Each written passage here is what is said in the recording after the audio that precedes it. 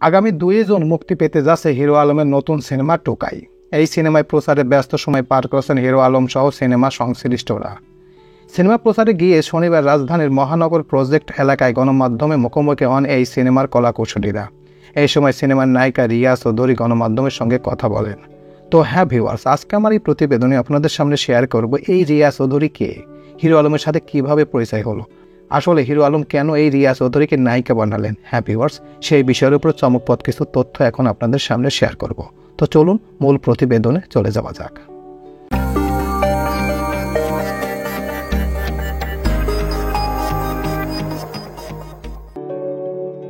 Hero আলমের নায়িকা কে এই রিয়া চৌধুরী? রিয়া চৌধুরী বলেন, আমি ছোটবেলা থেকেই এই জগতে আছি। শুরুটা হচ্ছে নাটক দিয়ে, টিভি সিরিয়াল সহ সব আমার করা হয়ে গেছে। আমি 4টি সিনেমায় কাজ করেছি।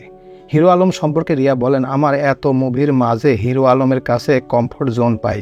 আমি বড় বড় প্রোডাকশনে কাজ করেছি, কিন্তু হিরো আলম যে সম্মানটা আমাকে দেয় অন্য কোথাও পাই না। সবাই সম্মান দিলেও শুধু ফরমাল, কিন্তু হিরো আলম হৃদয় থেকে আমাকে সম্মান করে। তিনি আরও বলেন, হিরো আলমকে নিয়ে বিভিন্ন জন নানান মন্তব্য করে থাকেন, কিন্তু যতটুকু আমি চিনি উনি একজন ভালো মনের মানুষ। এই জন্য আমি ওনার নাম রেখেছি নেভার গিভ আপ ম্যান। ও কখনো গিভ আপ করে না। উনি নির্বাচন করেছেন শুধু একবার না, একাধিকবার, তারপরও উনি হাল ছাড়েননি। তার বিশেষ গুণ হচ্ছে কোনো বিষয়ে জড়িয়ে গেলে সেটিতে হাল ছাড়েন না। লেগে থাকার মানসিকতাই আছে তার। সফলতা না হওয়া পর্যন্ত লেগে থাকেন তিনি।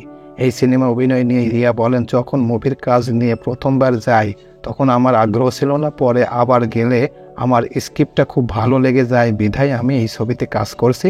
এই জন্য আমি তৈরি করেছি আমার নিজের লাইফ।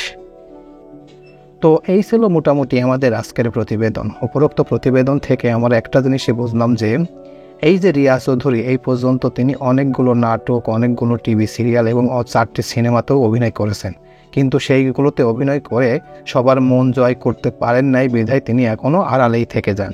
কিন্তু এখন নতুন একটি সিনেমা অর্থাৎ হিরো আলমের টোকাই সিনেমাতে অভিনয় করেছেন তিনি, এবং এই ছবি দিয়ে সবার মন জয় করার চেষ্টা করেছেন। এবং তিনি একটি গুরুত্বপূর্ণ কথা বলেছেন যে হিরো আলম একজন ভালো মনের মানুষ, এবং তাকে একটি নাম দিয়েছেন। সেই নামটি হচ্ছে নেভার গিভ আপ ম্যান, অর্থাৎ কখনো গিভ আপ করেন না উনি। আসলে হিরো আলমকে নিয়ে সবাই অনেক ধরনের নেগেটিভ কথা বললেও আসলে অনেক মানুষই ভেবে দেখেছে যে আসলে হিরো আলম একজন ভালো মনের মানুষ। তাছাড়া একেবারে এই রুট লেভেল থেকে আজকে যে পর্যায়ে এসেছেন, সব কিছু তার দক্ষতা এবং লেগে থাকা এবং চেষ্টার জন্যই আজকে তিনি এত দূর এসেছেন।